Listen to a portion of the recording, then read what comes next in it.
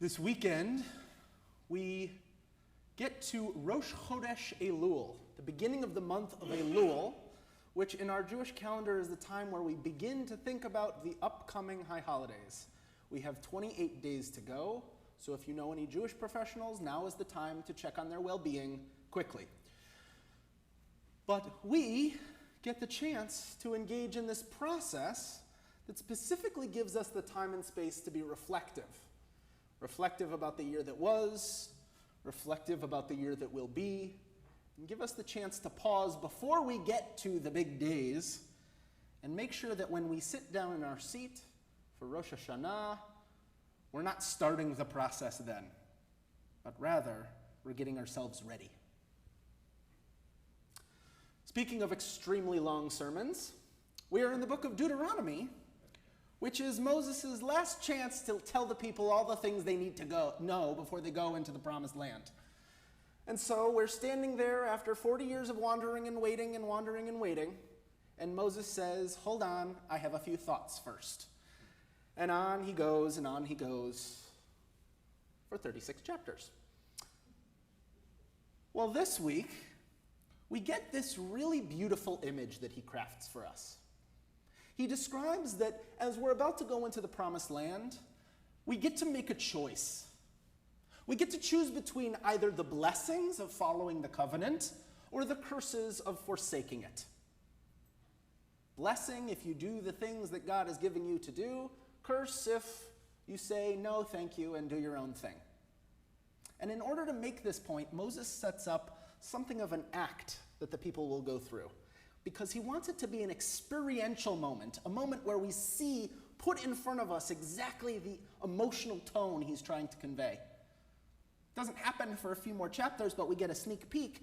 Moses has a chunk of the community, that's the technical word, a chunk of the community stand on one mountain, reciting blessings as the people pass through, while a second chunk of the community stands on the opposite mountain, facing one another, reciting curses as the people walk through.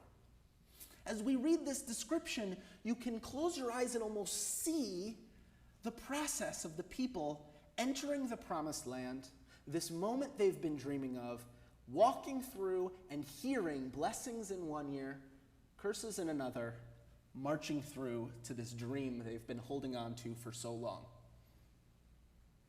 The imagery is almost palpable. And yet, I can't help but wonder, in that setup, why would we keep walking through? Why wouldn't we just hang out on Blessing Mountain? If we get a choice, right, why would we choose, rather than pick blessing or pick curse, we're going to go down this middle path? It doesn't seem to add up to the choice we're making. Let's hold that thought for a minute, because this book of Deuteronomy likes that idea of dichotomy, likes that two options, two pickings. Because only a few chapters later, in chapter 13, we read in verse 1, be careful, this is Moses speaking, be careful to observe only that which I enjoin upon you today, neither add to it nor take away from it. As Reformed Jews, we certainly have a relationship with tradition that causes us to sometimes innovate, sometimes tweak the way we express those things. I'm not sure we're adding or subtracting anything, but some might accuse us of such.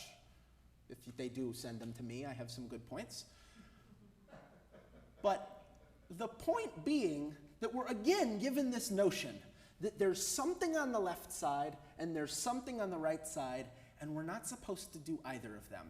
We're supposed to walk down the middle. Now let's remember the emotional sentiment of the people as they're going through this process. Like I said, we've been planning this for 40 years. 40 years ago, we were slaves in Egypt. We didn't know anything about running our own nation. To be fair, I'm not sure any of us know how to run our own nation at this point, but that's for future generations to figure out. We have this decision to be made about how we're about to legislate and put forward our society that we're dreaming of. We have all these grand ideas about clothing the naked and feeding the hungry and being kind to the stranger. But when it comes time to get into the land, are you going to add things? Are you going to subtract things?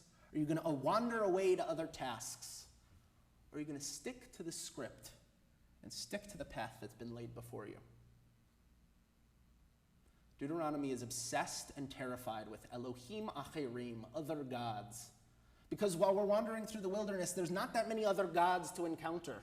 We're not coming up against other communities and other people all that often for them to foist their ideas and values on us. But once we're in the land, once we're settled, the chance of that goes up. And we, in today's world, know all too well about Elohim Acherim. Not necessarily other gods, not that people are forcing us to change our theology, but we're well familiar with distractions. We're well familiar with all those things that cause us to forget the path that we were on, walking in holiness and sacredness. We're well familiar with straying a little bit to the left and a little bit to the right. And now we're back to that notion of blessings and curses. Most of us would say that having a cell phone in our pocket is more of a blessing than it is a curse. I think I'm one of those people. And yet when we go and hang out on Mount Blessing, when we're so engrossed in that blessing that we lose sight of the journey we're on, we're no longer walking down the journey of life. We're so engrossed in the moment we're in that we can't pay attention to all of the beautiful things going on around us. There are blessings in life, and there are many, and we should count them. And there are also curses in life. Those things that we have no control over, that anyone who tells you that you're experiencing them because you weren't keeping the covenant clearly doesn't understand how the real world works. The promise is not that you'll only experience blessing or that you'll only experience curse, but rather as we walk down this middle path, this path of holiness that leads to a place of meaning, that leads to a place of connection, we understand that the greatest gift along the way is that we are making this journey with our community, with other people who are walking that path alongside us.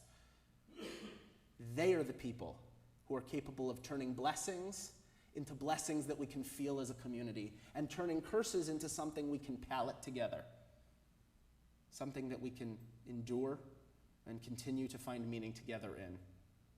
Not because it's only going to be good or only going to be bad, but because as we walk down this path, we have the opportunity to embrace all that life brings us and to continue to make the journey that is life together. Shabbat Shalom.